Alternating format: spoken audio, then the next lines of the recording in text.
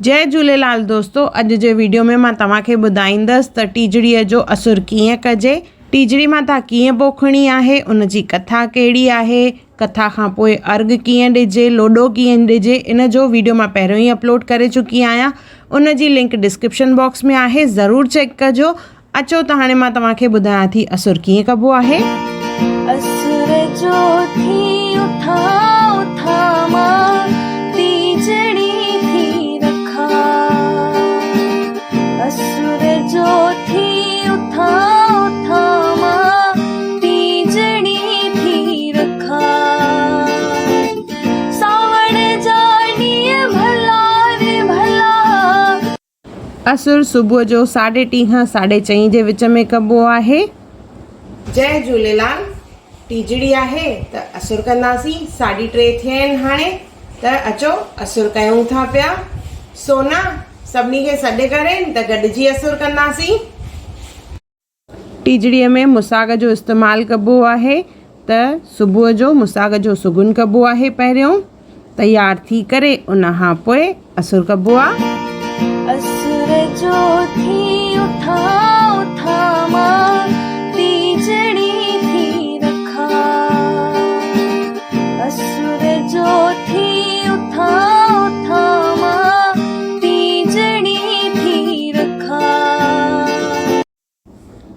असुर कंदासीं त केरु अकेला कंदा आहिनि, त के साहेड़ियुनि ऐं पाड़े वारनि सां माइटनि सां मिली करे गॾु असुर कंदा आहिनि। त इहे मुंहिंजियूं साहेड़ियूं ऐं पाड़े वारियूं जिन सां गॾु मां असुर कंदी आहियां। सभु थालियूं खणी अचनि पंहिंजियूं पंहिंजियूं और गॾिजी वेही खाईंदियूं आहिनि। रोटी कहिड़ी बि हुजे पर उन में रबड़ी हुअणु ज़रूरी आहे, ऐं रोटी बिना थूम बसर जे। पूरी रबड़ी बि खाईंदा आहिनि जाम ॼणा, और बिना थूम बसर जे भाॼी काई बि। और सभु गॾिजी वेही करे असुर कंदा आहिनि ऐं ॻाल्हियूं कंदा आहिनि, हिक ॿिए खे मेहंदी ॾेखारींदा आहिनि पंहिंजी। जिन खे मेहंदी न लॻल आहे त उहे असुर जे टाइम ते बि मेहंदीअ जो सुगुन ज़रूरु कंदा आहिनि, ऐं मुसाक ऐं रबड़ीअ जो सुगुन बि ज़रूरु करिणो आहे असुर में। असुर जो टाइम 3:30 खां 4:30 जे विच में। के हिन खे 5 बजे ताईं बि कंदा आहिनि, पर एक्चुअल टाइम जेको आहे 3:30 खां 4:30 आहे। सिज उभरण खां पहिरियों असुर कबो आहे। टीजड़ीअ ॾींहुं हर हिकु, चाहे छोकिरी हुजे या माई हुजे, उन्हनि जे हथनि ते मेहंदी भरियल हूंदी आहे, और केॾा न सुहिणा इहे हथ लॻंदा आहिनि। मेहंदी, मुसाग और उन सां गॾु रबड़ी, इहे 3 सुगुन ज़रूरु करणा आहिनि। पोइ सभु मिली टीजड़ी माता जा भॼन और गीत ॻाईंदा आहिनि और नचंदा टपंदा आहिनि।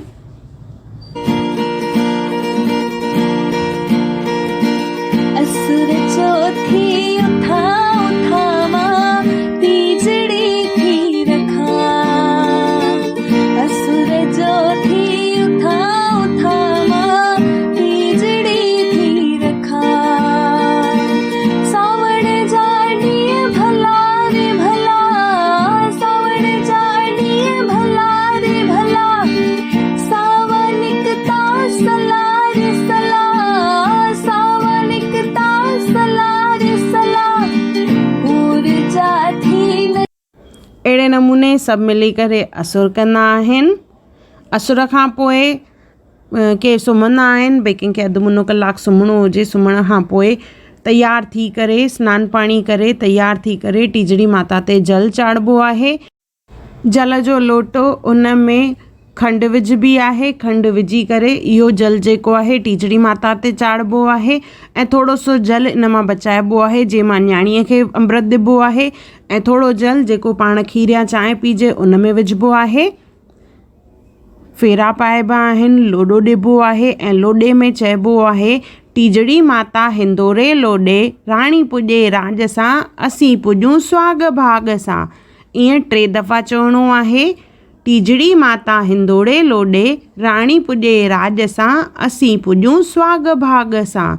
ईअं चई टीजड़ी माता खे लोॾो ॾिबो आहे, अगरबत्ती घुमाइबी आहे, फेरा पाइबा आहिनि 5, मथो टेकबो आहे, ऐं माता खां आसीस घुरबी आहे त असां पंहिंजे घर वर सां ख़ुशि हुजूं। अहिड़े नमूने असुर करे सुबुह जी पूॼा कबी आहे। उन खां पोइ शाम जी पूॼा यानी जेका कथा आहे, अर्घु कीअं ॾिजे, उन जी लिंक मां डिस्क्रिप्शन बॉक्स में विधी आहे, उहा ज़रूरु ॾिसिजो। और तव्हांखे वीडियो कीअं लॻो कमेंट करे मूंखे ज़रूरु ॿुधाइजो। और अहिड़ा कहिड़ा वीडियोस तव्हां मुंहिंजे चैनल ते ॾिसणु चाहियो था सिंधियत सां रिलेटेड, त उहे बि मूंखे कमेंट करे ज़रूरु ॿुधाइजो। जय झूलेलाल।